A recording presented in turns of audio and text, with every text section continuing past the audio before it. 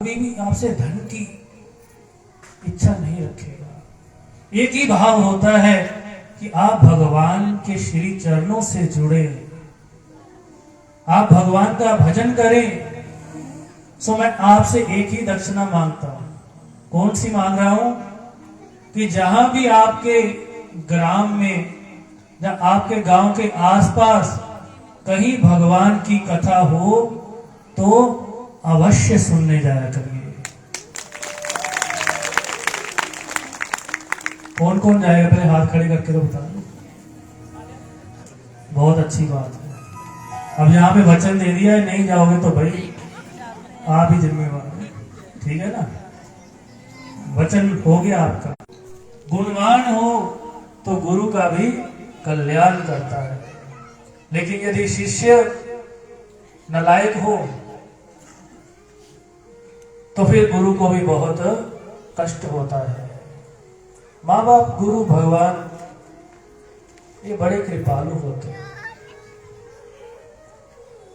चाहे बच्चा कितना भी बुरा हो, कितना भी नालायक हो, कोई माँ बाप ऐसे नहीं होते कि उसको एकदम से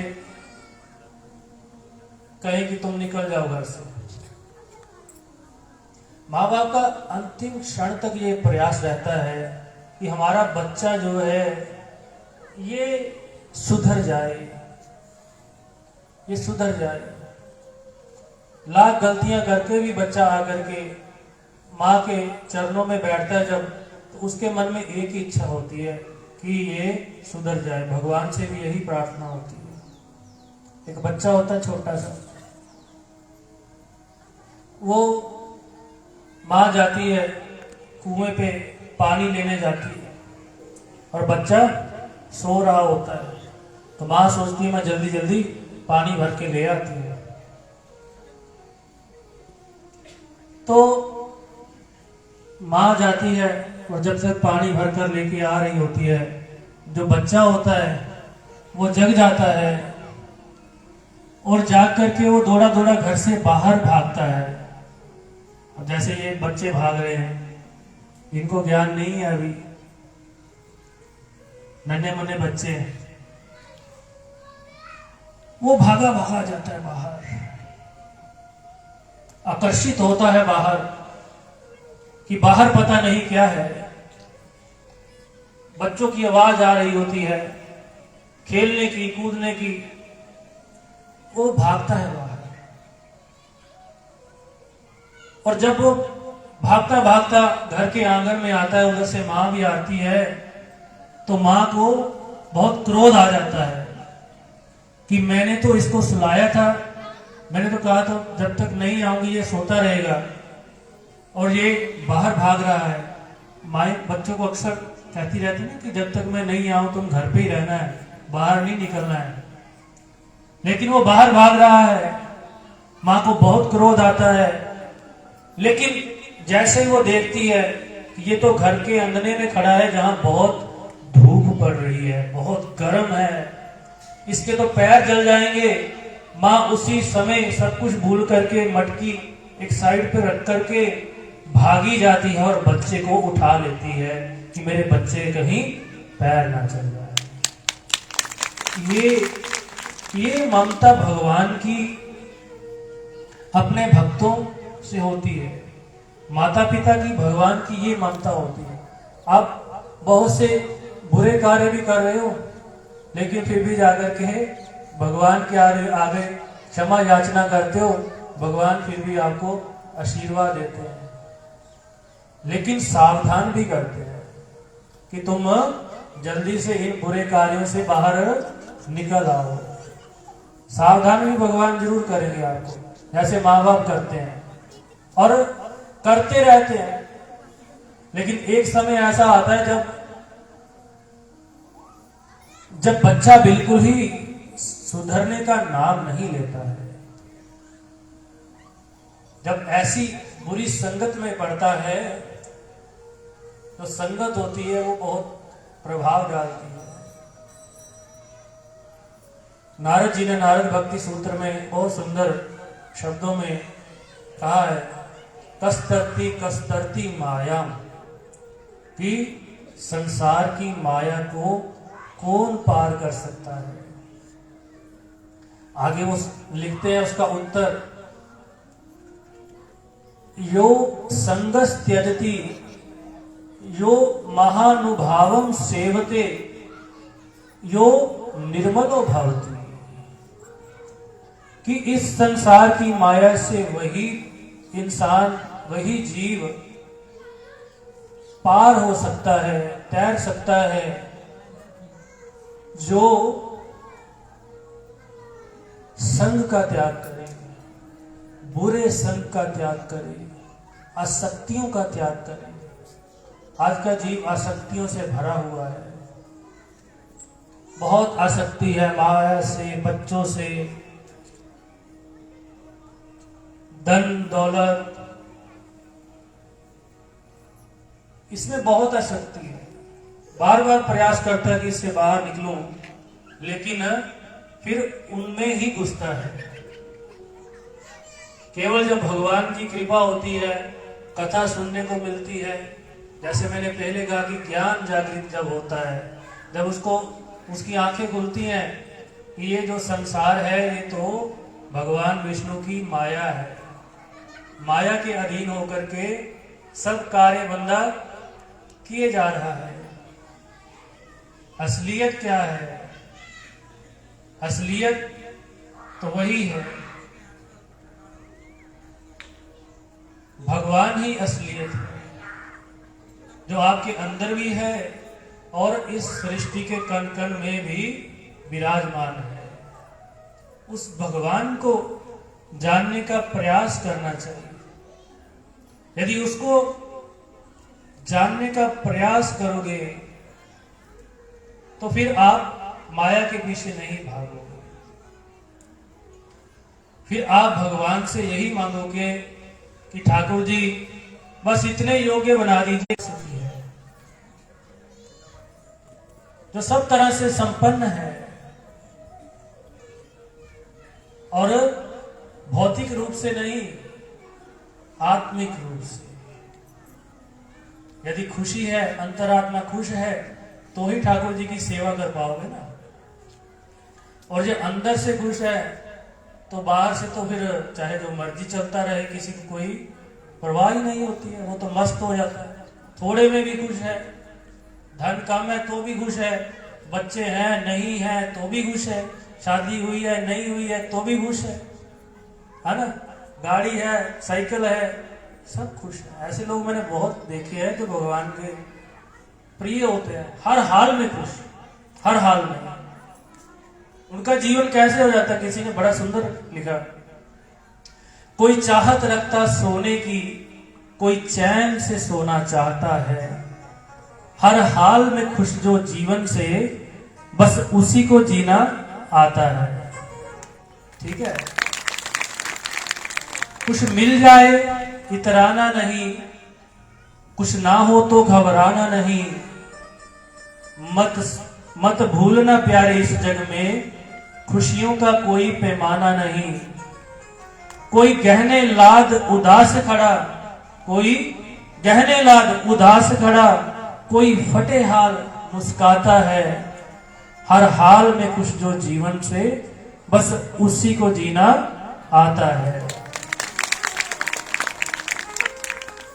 क्या बीत गया क्या मिला नहीं, आगे कहते हैं क्या बीत गया क्या मिला नहीं, इस बात की ना तुम फिक्र करो, जो पाया है वो काफी है, बस उसी चीज का शुक्र करो।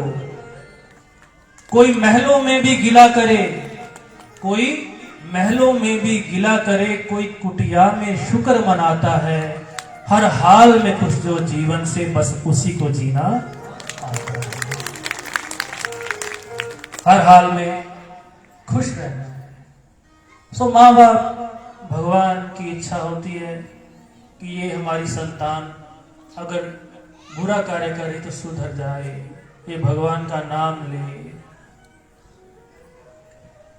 लेकिन अगर बिल्कुल ही वो दैत्य बन जाए, राक्षस बन जाए, असुर बन जाए, तो फिर माँ बाप भी क्या कहते हैं कि अब तू जिए चाहे मरे, हमारा तेरे से कोई लेन देन नहीं है। उसको संपत्ति से बेदखल कर देते हैं, ढिंढोरा पिटवा देते कि अब हमारा इससे कोई भी रिश्ता नहीं है। इसी प्रकार से भगवान भी बहुत समझाते हैं पापियों को। रावण को कम नहीं समझाया था, कंस को कम नहीं समझाया, कौरवों को कम नहीं समझाया भगवान ने कि मत करो, झगड़ा मत करो। भगवान स्वयं गए थे, जब युद्ध शुरू होने वाला था तो दुर्योधन के पास स्वयं गए थे और बोले कि दुर्योधन आप युद्ध मत करो, उनको खाली एक राज्य का ही टुकड़ा दे दो। लेकिन वो कहता नहीं, बिल्कुल भी नहीं, हम तो युद्ध करेंगे ही, हमारी तो पूरी तैयारी है। तो भगवान ने कहा ठीक है, तुम्हारी तैयारी है, अब तुम मुझे ये बताओ कि मेरे पास बहुत सी सेना है, बहुत से घोड़े हैं, बहुत सी शक्ति है, बहुत से लोग हैं, तुमको क्या चाहिए? या तो सेना ले लो और या मुझे अपने पास रख लो। लेकिन दुर्योधन की राक्षस बुद्धि हो गई थी, उसने भगवान से कहा कि मुझे आप सेना दे जाओ। भगवान ने कहा ठीक है, आप सेना रखो, मैं पांडवों के पास आ रहा हूं। और जहां भगवान है निश्चित ही वहां जीत होनी तो निश्चित ही है। सो भगवान से उनकी हमेशा कृपा मांगो, गुरु की हमेशा कृपा मांगो। धन संपत्ति दौलत ये सब चीजें तो आनी जानी है, कभी भी किसी व्यक्ति की बहुत चढ़ाई नहीं रहती, किसी की बहुत उतराई नहीं रहती, सबका समय बदलता रहता है। कोई अमीर, कोई गरीब, कोई दुखी, कोई सुखी, ये मनुष्य जीवन के अंग हैं। तो इनसे ऊपर उठने का प्रयास केवल कथा के माध्यम से, सत्संग के माध्यम से ही और गुरु कृपा से ही संभव हो सकता है। ये जो स्थान है ये भी गुरु कृपा से ही हम यहां बैठे हुए हैं। चौथे गुरु महाराज योगीराज बाबा हरिराम दास जी महाराज, जब उनके गुरु महाराज जी ब्रह्मलीन हुए, उस समय बाबा हरिराम जी महाराज तीर्थाटन के लिए दरबार से बाहर थे, दरबार में नहीं थे। और एक महात्मा वहां आए जिनका नाम श्याम दास था। उन्होंने कहा यहां तो कोई नहीं है, गुरु गद्दी पर कब्जा कर लिया, गुरु गद्दी पर कब्जा कर लिया, खुद स्वयंभू महंत बन करके बैठ गए। और योगीराज बाबा हरिराम जी महाराज जी को जब सूचना मिली, क्योंकि महाराज जी ने विधिवत उनको अपना शिष्य बनाया था, वसीयत करी हुई थी, महाराज जी दरबार पहुंचते हैं और सीधे जाकर के गुरु गद्दी पर आसीन हो जाते हैं। विवाद होता है, वो कहता नहीं यहां तो मेरा, मैं बैठा हूं। यद्यपि बाबा हरिराम जी को कोई गद्दी की लालसा नहीं थी, तो एक पूर्ण योगीराज महात्मा थे, लेकिन गुरु की जो आज्ञा है वो सर्वोपरि होती है, उसको टाला नहीं जा सकता। सो जो श्री आनंद घन जी महाराज जी, उनके गुरु महाराज, उन्होंने जो वसीयत किया हुआ था, वो दीनानगर का नवाब था उस समय, अदीना बेग, जिसके नाम से दीनानगर बसा, उसके पास थी। फिर उनको बुलाया गया और सारा संत समाज इकट्ठा हुआ, वसीयत पड़ी गई। तो यही निर्णय हुआ कि श्यामदास जी को यहां पे नहीं बैठ सकते, यहां पर तो योगीराज बाबा हरिराम जी का ही हक है, वही बैठेंगे। तो उन्होंने जो श्यामदास जी थे उनको भेज दिया डमटाल। डमटाल हमारी बहुत प्राचीन शाखा दरबार की। आदि गुरुदेव भगवान जी महाराज ने वहां जल प्रकट किया था। आसपास के क्षेत्र में कहीं भी जल नहीं था। महाराज जी वहां तप करने गए थे। भक्त लोग आए, बोले महाराज बहुत परेशानी होती है। भगवान जी ने एक पेड़ छोटा सा उखाड़ा और वहां से जल की धारा निकल आई। अभी भी उस एरिया में उस बावली से ही जल की सप्लाई है। तब से वो शाखा जुड़ी हुई थी प्रथम आचार्य भगवान दास जी महाराज के समय से। तो उनको वहां भेजा। कुछ समय के बाद बाबा हरिराम जी उनसे मिलने के लिए गए। अब उनके मन में पाप था। पहले तो खूब मान सम्मान किए, लेकिन जब जा रहे थे तो जाते समय बदमाश लोग भेजे और उनको मार करके खाई में डाल दिया। उस समय ये जो गांव है ये सारा जंडवाल के नाम से मशहूर था। पूरा गांव जंडवाल ही था। बाद में तकसीम हो गई, ये ठाकुर द्वारा के नाम से गांव बस गया। पहले ये सारा जंडवाल ही था। जंडवाल के एक राजपूत थे, उनके बेटे की शादी हुई थी डमटाल में। वहां से डोली आ रही थी। महाराज जी को खाई में गिरे देखा, उठाया और अपने साथ यहां ले आए। जहां पर दवा दारू किया महाराज जी का।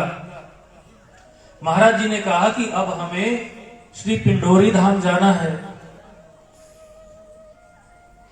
तो इस गांव के जंडवाल गांव के लोग बहुत महाराज जी की तपस्या, उनके दर्शन करके इतने गदगद हुए कि उन्होंने कहा महाराज आप मत जाइए, आप यहीं रुकिए। महाराज जी ने कहा नहीं, मैं नहीं रुक सकता, मुझे अपने स्थान पे जाना है। तो उन्होंने कहा महाराज जी आप यहां भी एक स्थान बना लो ताकि आपके चरण यहां पड़ते रहे। तो उन राजपूतों ने उस समय महाराज जी से कहा, निवेदन किया कि आप कृपा करके यहां स्थान बनाइए, हम आपके रहने की यहां सारी व्यवस्था करेंगे। हम आपको कुछ भूमि अर्पित करेंगे आपके चरणों में। तो महाराज जी ने उस समय उनको कहा कि ठीक है, आप जो भी भूमि अर्पित करना चाहते हो अपने मन में धारण कर लीजिए, और सुबह आपको वहां पे मेरी निशानी भी मिल जाएगी। सुबह ही उस समय लगभग 100 एकड़ गांव वालों ने भूमि का निर्णय किया कि ये भूमि बाबा हरिराम जी को पिंडोरी धाम को अर्पित करेंगे। और सुबह जब जाकर के महाराज जी ने कहा देखो कौन सी की थी। सुबह जब जाकर के देखा तो सारी भूमि के आसपास खजूर के पेड़ लगे हुए थे बड़े बड़े। ऐसी महिमा बाबा हरिराम जी महाराज जी की। बहुत सी शाखाएं हरियाणा भूंगा के पास पूंटा ग्राम है। गांव नहीं बसता था, बच्चे मर जाते थे, युवान मर जाते थे। बाबा जी वहां गए, एक रात तपस्या करी और गांव वालों ने कहा कि आज के बाद चिंता मत करो, गांव बसेगा तुम्हारा। उस दिन से गांव बसा हुआ है। वहां पर भी बाबा जी की समाधि है, यहां पर भी बाबा जी की समाधि है। बाबा हरिराम जी गुरदासपुर के पास बबरी नंगल गांव था, अभी भी है। वहां कुछ दुष्ट आत्माओं का निवास था। बाबा हरिराम जी वहां गए, अपने चिमटे को गाड़ दिया। कहते कि मैंने इनको बांध दिया है चिमटे से, अब तुम इस चिमटे को मत उखाड़ना तो तुम्हारा गांव बस जाएगा। वो चिमटा आज भी गड़ा हुआ है वहां मंदिर में। माई आई, कनक का दाना आपने सबने दर्शन किए, और पूरे पंजाब में अकाल पड़ गया, किसी की फसल नहीं हुई। वृद्ध माता आई, महाराज मेरे बच्चे, इनका लालन पालन कैसे करूं, कोई फसल नहीं हो रही। बोले जाओ माई, बाबा महेशदास जी की समाधि पे अरदास करो और इसको बीज दो। माता ने ऐसे ही बीजा, बिना पानी बिना खाद के उसकी कनक की फसल हुई, और कुछ तो उसमें इतने इतने बड़े पेड़ बन गए जिसमें एक पाव का दाना लग गया। ऐसी लीला बाबा हरिराम जी महाराज के समय दरबार में अटैक हुआ था। उस समय भैरव गिर, इलायची गिर संतों ने हमला कर दिया था। उस समय वैष्णव में और सन्यासियों में बहुत चलता था ऐसे झगड़ा। कई बार उन्होंने अटैक कर दिया, महाराज जी ने उनको परास्त किया। एक की जटा में श्री यंत्र लगा हुआ था, वो श्री यंत्र छीन लिया, जो आज भी दरबार में मौजूद है। ऐसी लीला बाबा जी ने। उनकी असीम कृपा है। और ये स्थान पे बहुत बड़े महाराज जी हमारे लिए, उनका बहुत बड़ा योगदान है। आप ऐसा सोचिए कि ये जो स्थान, ये जो मंदिर बचा हुआ है, ये महाराज जी श्री गोविंददास जी महाराज जी की वजह से ही बचा हुआ है। ये सारे स्थान पे कब्जा हो गया था, एक दुष्ट ने इस सारे स्थान पे कब्जा किया हुआ था। ये सारी जमीन जितनी आसपास है सब पे कब्जा था। महाराज जी लड़ते रहे, अंतिम क्षण तक लड़ते रहे, और उनके आशीर्वाद से ही ये स्थान बचा। जो पुराने सेवक हैं बैठे हुए, इनको तो सारा पता ही है कहानी का, ज्यादा उसमें नहीं जाएंगे। बस उनकी कृपा है कि ये स्थान बचा, नहीं तो इस पे भी दुष्टों का कब्जा हो गया था, सब जमीनों पे कब्जा हो गया था। सो महापुरुषों की कृपा है, गुरुओं की कृपा है, और हमें उस कृपा को जीवन में धारण करके रखना है। क्योंकि जितने भी गुरु महाराज जी हमें यही एक ही संदेश देकर के गए हैं कि राम नाम अधिक से अधिक जपो, सत्संग अधिक से अधिक करो, अच्छे संस्कार अधिक से अधिक धारण करो। सो हमें बार बार उनकी जो उनके वचन है वो हमारे कानों में गूंजते रहने चाहिए। क्योंकि मन इंसान का बहुत चंचल है, ये मन, इसको पकड़ पाना बहुत कठिन है। इंसान तो क्या, भगवान ने भी कहा है अर्जुन को, असंशय ही महाबाहो मनो निग्रहणम कर अभ्यासेन तु कौन्ते वैराग्येन च गृह्यते। कि हे अर्जुन, मन की गति को कंट्रोल करना बहुत मुश्किल है, लेकिन असंभव नहीं है। अभ्यासेन तु कौन्ते, अगर तू अभ्यास करता रहेगा और वैराग्य करता रहेगा, बुराइयों से वैराग्य और भगवान के नाम का अभ्यास, ये हमारे जीवन में रहेगा, तो निश्चित ही हमें जो गुरुओं ने शिक्षा दी उस पर अमल होगा, और निश्चित ही हमारा कल्याण होगा। सो महाराज जी को पुनः एक बार बहुत बहुत धन्यवाद कि आप इतनी दूर से आए, हमें यहाँ कथा श्रवण करा। तपोस्थली है, गुफा है, वहाँ भगवान जी की बहुत दिव्य स्थान है। आपको वहां भी जब उनका हुक्म, हमें भी जब हुक्म होता है तभी जब घंटी खड़कती है कि क्योंकि शाखाएं बहुत है दरबार की। इसी क्षेत्र में आगे भी 2-3 शाखाएं और हैं। बुड्ढावड़ ग्राम है, ठाकुर द्वारा ग्राम है। तो ठाकुर द्वारा ग्राम वो नूरपुर नरेश, उनके घर में कोई संतान नहीं थी, कोई भी संतान नहीं। तो वो दरबार में उस समय आए थे, महाराज जी ने आशीर्वाद दिया था। बाद में पुत्र रतन की प्राप्ति हुई। नूरपुर नरेश ने 35 एकड़ जमीन उस समय दरबार के नाम लगाई और वहां पे ठाकुर द्वारा गांव बसाया। वहां भी शाखा है और भी लगभग 24-25 शाखाएं दरबार की ये 3-4 जिलों में ही हैं। तो सभी में कुछ ना कुछ कार्यक्रम उनकी प्रेरणा से चलता रहता है। तो जब जहाँ जो हुक्म होता है दास को, वैसा ही वो खुद ही कराते हैं। हमें तो कोई भी समर्थ नहीं है कि हम हिल भी पाए यहाँ से, जब तक उनकी चार्जिंग हमको ना मिले।